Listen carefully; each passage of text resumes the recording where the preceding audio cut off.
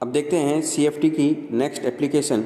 इसमें क्या है कि जो चतुष्फलकीय विपाटन ऊर्जा है डेल्टा टी, उसका मान जो है अष्टफलकीय विपाटन ऊर्जा डेल्टा जीरो से काफ़ी कम होता है।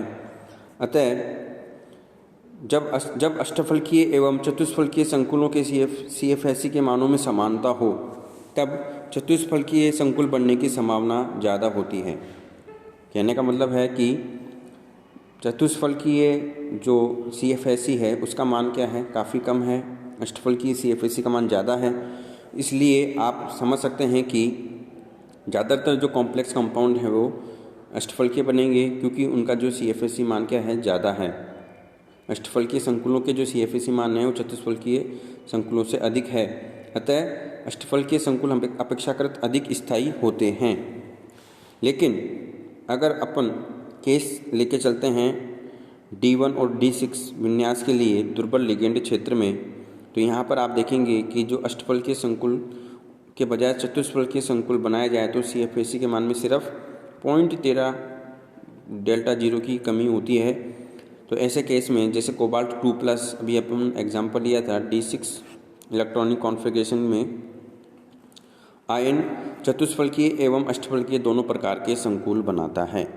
ठीक है, और यही कारण है कि संक्रमण धातु में क्लोराइड, ब्रोमाइड, आयोडाइड के साथ निर्मित संकुल क्या हैं, चतुष्फलकीय हैं। क्योंकि अगर लिगेंड की साइज़ बढ़ेगी तो प्रतिकर्षण होगा, और प्रतिकर्षण होने के अष्टफलकीय संरचना अस्थायी हो जाएगी, परिणाम स्वरूप चतुष्फलकीय संरचना बनती है। उसके बाद में हम देखते हैं limitations of crystal field theory. इसमें जो है देखिए, क्रिस्टल क्षेत्र सिद्धांत संयोजकता सिद्धांत की अपेक्षा काफ़ी हद तक संकुलों की ज्यामिति, चुंबकीय गुणधर्म, स्पेक्ट्रम आदि को समझाने में सफल रहा, किंतु इसके मुख्य दोष हैं कि फर्स्ट है लिमिटेशन कि धातु लेगेंड बंध को पूर्णतः आयनिक प्रकृति का मानना तर्क संगत नहीं है। CFT में जो है मेटल लिगेंड बॉन्ड को क्या माना गया है, आयोनिक, जो कि और ये प्रायोगिक रूप से भी सिद्ध हो चुका है कि जो मेटल लिगेंड बॉन्ड हैं उनके कक्षकों में अतिव्यापन होता है, जिसके कारण से मेटल लिगेंड बॉन्ड में संयोजक गुण आ जाते हैं। अभी आपने जो है टाइटेनियम का कोऑर्डिनेशन कंपाउंड देखा है वाटर के साथ में, जिसमें टाइटेनियम की कोऑर्डिनेशन संख्या कितनी है, 6 है।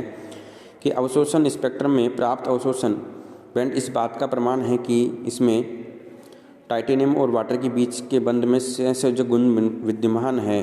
यदि इलेक्ट्रॉनीय संक्रमण धातु आयन के शुद्ध T2G से Eg कक्षकों में होता तो बैंड की कुछ तीव्रता होना यह प्रदर्शित करता है कि संक्रमण प्रयुक्त D कक्षक शुद्ध D कक्षक न होकर मिश्रित कक्षक हैं, और ये मिश्रित कक्षक धातु एवं लिगेंड के कक्षकों के अतिव्यापन से ही संभव है। ऐसे ही आप देख रहे हैं सेकंड, ये एग्जाम्पल है इरिडियम का कोऑर्डिनेशन कंपाउंड है क्लोरीन के साथ में। इसका जब हम इलेक्ट्रॉन स्पिन रेजोनेंस लेते हैं तो यहाँ पे हमें हाइपर फाइन स्पेक्ट्रम प्राप्त होता है, और ये प्रदर्शित करता है कि धातु लिगेंड बंध में संयोजक गुण हैं। क्योंकि यदि बंध शुद्ध आयनिक प्रकृति का होता तो स्पेक्ट्रम में केवल एक ही अवशोषण बैंड प्राप्त होता। अतः इस स्पेक्ट्रम का विश्लेषण करने पर हमें ज्ञात हुआ कि इस संकुल में 30% कोऑर्डिनेशन संयोजक गुण हैं। ठीक है, कोवलेंट करैक्टर हैं। फिर है सेकंड लिमिटेशन है इसकी CFT की, यह यद्यपि CFT के द्वारा हम स्ट्रॉन्ग और वीक लिगेंड को परिभाषित कर सकते हैं, और हमने स्पेक्ट्रोकेमिकल सीरीज़ भी इसमें देखी है, परंतु जो साइनाइड आयन है वो काफ़ी प्रबल क्रिस्टल क्षेत्र उत्पन्न करता है, एवं जो वाटर है H2O वो OH- की अपेक्षा अधिक क्रिस्टल क्षेत्र उत्पन्न करता है। इस बात को समझाने के लिए CFT के पास में कोई तार्किक आधार नहीं है कि कोई लिगेंड प्रबल क्यों है और कोई लिगेंड दुर्बल क्यों है। इससे स्पष्ट होता है कि D कक्षकों में विपाटन के लिए सिर्फ स्थिर विद्युत आकर्षण बल ही उत्तरदायी नहीं है, अपितु कुछ अन्य कारकों का भी क्या है, योगदान है। और अन्य कारक में एक महत्वपूर्ण कारक है पाई बॉन्ड का formation.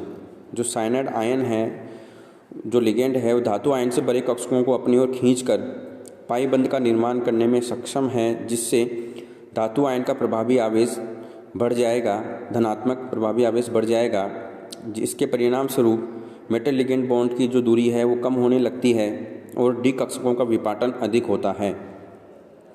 Halide ion Cl- ion जैसे भी पाइबंध बनाते हैं, परंतु लिगेंड से धातु की तरफ बने इस पाइबंध से धातु आयन का प्रभावी आवेश धनात्मक आवेश कम हो जाने से इनमें विपाटन ऊर्जा का मान भी कम हो जाता है।